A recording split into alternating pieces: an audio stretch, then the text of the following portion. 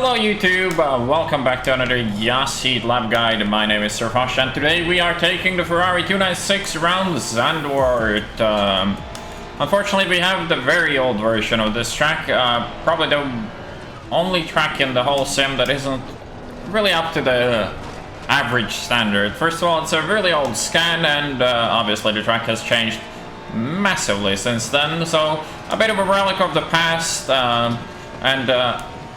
Will you like Zandvoort will depend on one thing. Do you like your rear left tire to be cooking the whole way through? Because if the answer is yes, then Zandvoort is just the right place for you.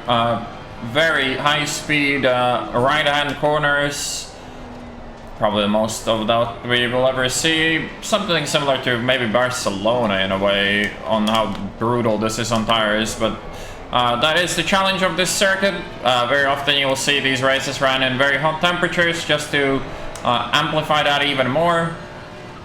Track's really tricky for racing. The straights aren't really long enough, and the exit from the last corner really doesn't set it up for a good run-up for the first corner. That is also very easy to defend, so pretty rough track for racing, but at least it's fun to hot lap. The super high-speed nature of it makes it rather enjoyable. Would really love the newer version with more banking, but this is what we have to work with, so let's talk about the braking references.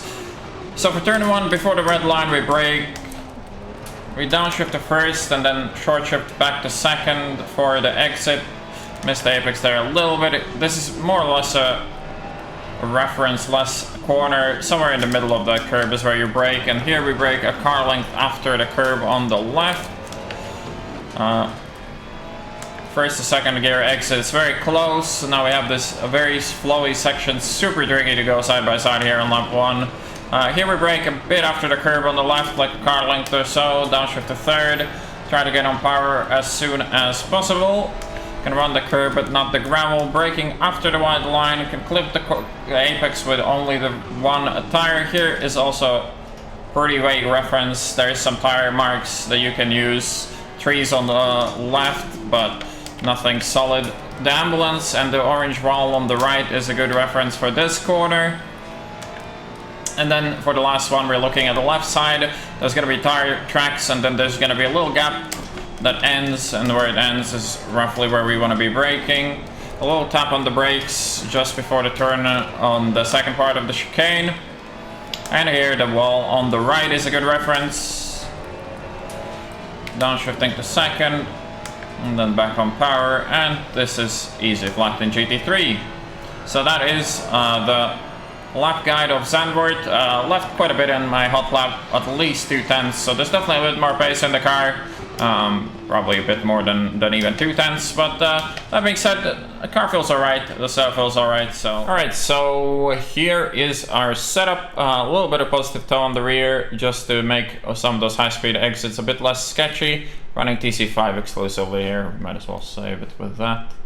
TC5 exclusively, I don't really see much of a reason to change for any of the corners. Maybe 4 for some of the hairpins, but it could give you some oversteer.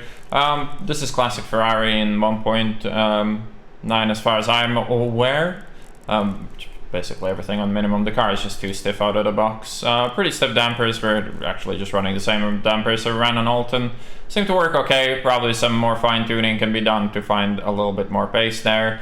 And aero-wise, not having to sacrifice anything there. The bumps aren't that bad, so rear brake duct very high is recommended because the rear tire temperatures are through the roof, and mitigating that as much as possible is very highly recommended.